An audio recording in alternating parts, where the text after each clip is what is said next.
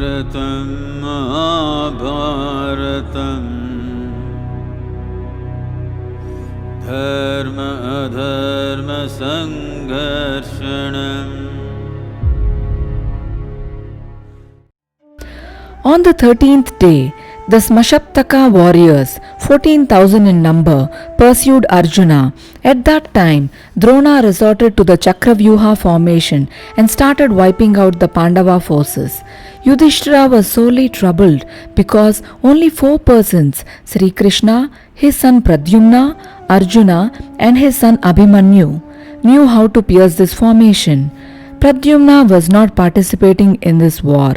Arjuna and Sri Krishna were in a distant part of the battlefield, so Yudhishthira sent for Abhimanyu. He said, "My child, Drona has paralyzed us with this formation. If we do not break it, the entire Pandava army will taste defeat. Therefore, you have to lead us in breaking this formation.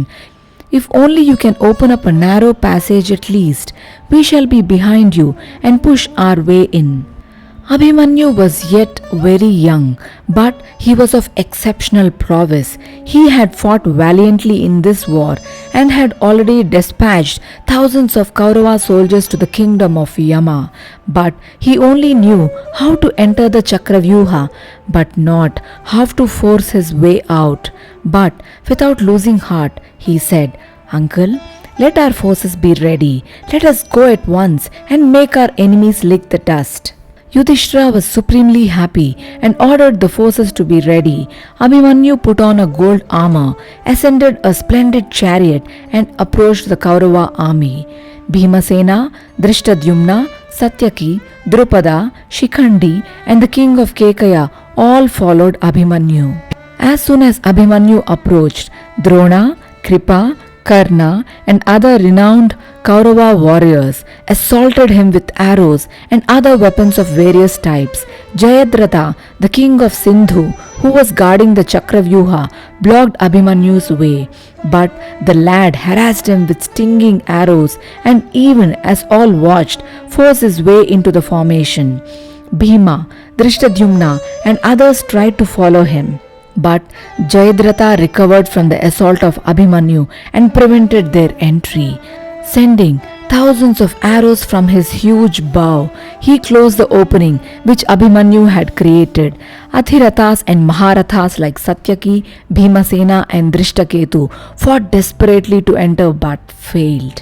Abhimanyu, who had entered, started slaughtering the Kourava forces.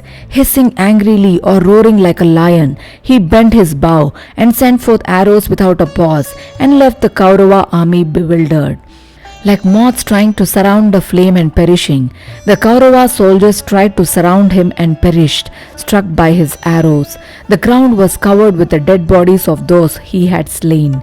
Chariots were broken and were scattered all over the battlefield. Elephants had been cruelly maimed and were trumpeting in agony. Heads and legs of horses had been severed and the animals were rolling in pain. Finding that all the wings of their army were being crippled thus, the Kourava generals attacked him together.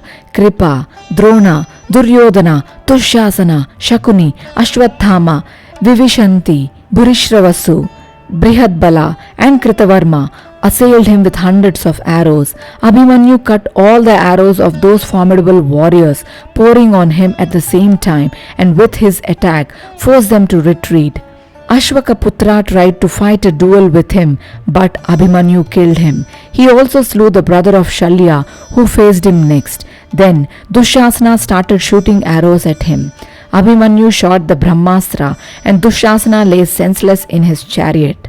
His charioteer carried him away from the battlefield.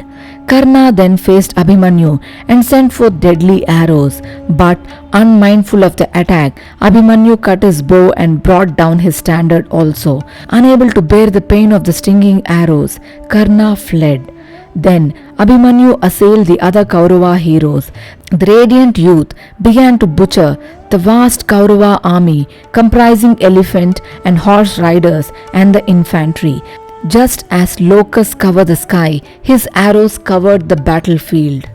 Slaughtering the Kourava forces, Abhimanyu proved to be a veritable god of death to them. Roaring terrifyingly, he cut off the head of Lakshana, a son of Duryodhana who challenged him.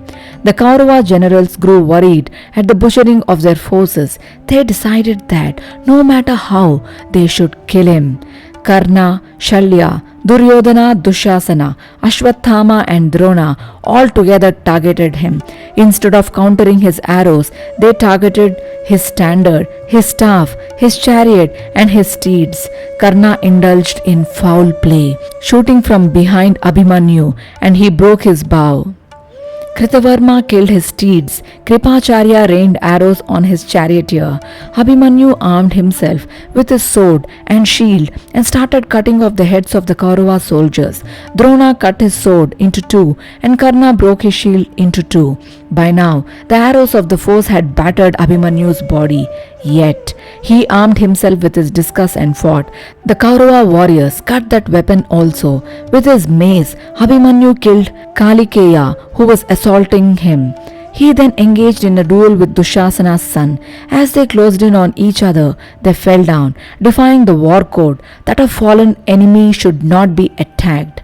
Dushasana hit Abhimanyu on the head with his mace.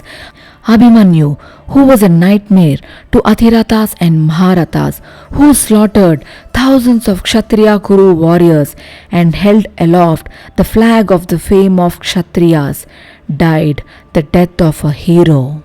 The news of the death of Abhimanyu struck the Pandava camp like lightning. Yudhishthira and others swooned. Recovering after a while, Yudhishthira cried, "Why fight after losing my darling child? I do not want this war. I do not want any victory. When Abhimanyu is no more, what pleasure can anything give me? When Arjuna returns and asks me, 'Where is my son?' what shall I say? How can I face Subhadra? Oh God, what unbearable agony have you inflicted on me?" He sobbed and swooned over and over again. Having defeated the Smashaptakas, Arjuna returned to the camp in great joy. But the camp looked all empty and gloomy. The auspicious music which used to greet him every evening was not to be heard. Kettle drums, trumpets and conches, those proclaimers of victory, were silent. Soldiers walked with bent heads, sighing. At these signs, Arjuna grew apprehensive. With Krishna, he hastened to Yudhishthira. There, he saw Yudhishthira in a swoon. Attendants were trying to revive him. Terrified, Arjuna said, "Brother, what has happened?" Yudhishthira, who recovered just then, said, "Arjuna," but then his voice failed him and he began sobbing. Grief stricken, Bhimasena, Nakula and Sahadeva were tongue-tied. Arjuna asked the others there what the matter was. The moment he heard the news of Abhimanyu's death, he fell down like an uprooted tree. Sri Krishna also was overwhelmed with grief at the death of his nephew. Struggling to restrain his grief, he revived Arjuna and spoke words of consolation. Even in the midst of his heart-rending grief, Arjuna inquired about the details of the calamity and found some comfort in the knowledge that his son fought gloriously and humbled the Kourava army before he died. His grief turned into blazing wrath when he heard that Jayadratha had prevented Bhima and the others who went to the rescue of Abhimanyu, who had entered the formation. Gnashing his teeth in towering rage, he said, "I shall not be Arjuna any longer if I do not kill Jayadratha before sunset tomorrow." The entire night was devoted to the glorification of Abhimanyu's valor and achievements. News of Arjuna's oath reached Jayadratha. He was the husband of Duryodhana's sister. He was the ruler of Sindhu and therefore was also known as Saindhava. When the Pandavas were in exile in the forest, he had tried to abduct Draupadi and had been chastised by the Pandavas. To wreak vengeance, he had blocked the way of the Pandavas, who followed Abhimanyu and was thus responsible for Abhimanyu's death. The news of Arjuna's oath quite unnerved him. The battle began on the 14th day. Boiling with rage over the death of Abhimanyu, the Pandava host began to massacre the Kourava army. Drona had formed the Chakravyuha formation. Arjuna made mincemeat of it and butchered his antagonists. Seated in a chariot drawn by 4 steeds and driven by Sri Krishna and twanging the Gandiva and blowing the Devadatta again and again, Arjuna made his enemies tremble. He forced Drona, Kritavarma and Dushasana to retreat. He sent to the kingdom of death Shritayusha, the son of Varuna, Sudakshina, the son of Kamboja, Vinda and Anuvinda of Avanti Desha, and 3 Rathikas. Duryodhana faced Arjuna. The latter broke his bow, deprived him of his chariot, and forced him to flee from the battlefield. But although Arjuna had penetrated to the center of the Kourava forces and was wreaking havoc, he did not find Jayadratha anywhere, because, dreading Arjuna, he was hiding in the midst of 6 Maharathas. Then Sri Krishna said, Arjuna, a villain has to be killed by unfair means. By the power of his yoga, he created pitch darkness. So Jayadratha thought that the sun had set and he was safe and raised his head.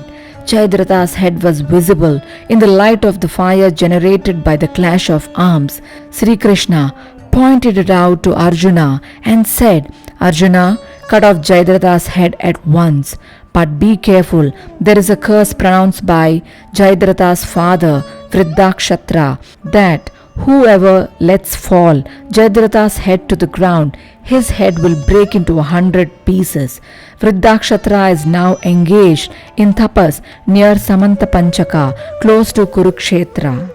By the skill of your archery, ensure that Jayadratha's head falls into his father's lap. Arjuna at once fixated a mighty arrow to the Gandiva and shot it, targeting Jayadratha's head. The arrow cut off Jayadratha's head and carried it straight to his father and dropped it in his lap. Taken aback, when the head suddenly fell in his lap, the old man let it fall to the ground.